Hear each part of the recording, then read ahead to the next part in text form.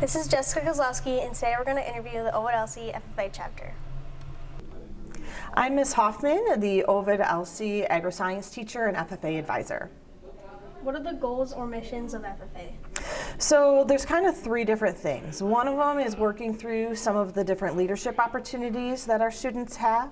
Also to be preparing them for different careers, whether that's in agriculture or any other field. And then just taking the items that we learn in the classroom and being able to apply them to hands-on. What are some key benefits of being an FFA member? So one of them I think is having fun is probably the biggest one that I think that I really try to have. But while we're doing and having fun, we're also meeting people from other chapters and other places around the state, being able to attend different leadership conferences and competitions, and just get some skills that will make you a better person as you move forward. How do you think FFA prepares students for careers in agriculture? Oh, and I think that not every student that is in FFA is going to be a person that chooses the field of agriculture, even though there's lots of opportunities for them, even without some of that ag background. But just being able to learn some of the skills for record keeping and responsibility and talking in front of people, and just some of those things that we get through classes and our competitions and activities are beneficial no matter what career is chosen. What motivated you to become an FFA advisor? Well, I really didn't know what I was getting into. So I went to school for animal science and ag business, and that's what my actual bachelor's degrees are in. And then I did not have an FFA program where I went to school, so I became familiar with it while I was at Michigan State, and after I graduated, decided to stay at MSU and finish the requirements to become an ag teacher. What are your goals for FFA in the coming years? So for me is really making sure that the students that are in the classes are knowledgeable consumers.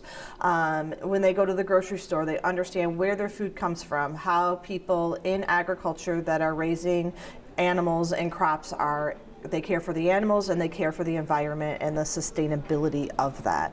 So I would like to hopefully have our students continue to be successful on a state and national level with our different FFA activities as well. What has been your most rewarding experience as an advisor?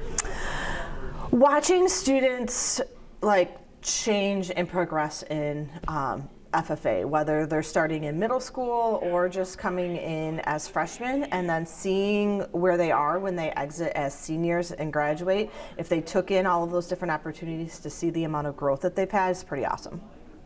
And what would you say to students that are maybe thinking about joining FFA but aren't sure? You don't have to come from a traditional ag background.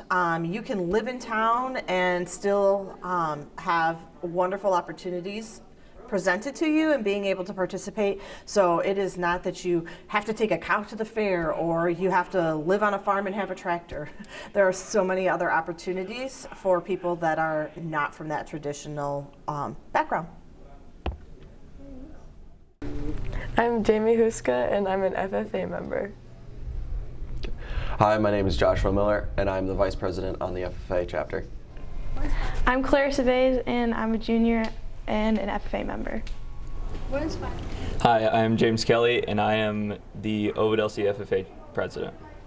What inspired you to join FFA? Really just my mom. She used to be an FFA advisor, and she started, per se, hyping it up for me, so I'd say that's the reason why I joined FFA. How long have you been a member, and what roles have you held?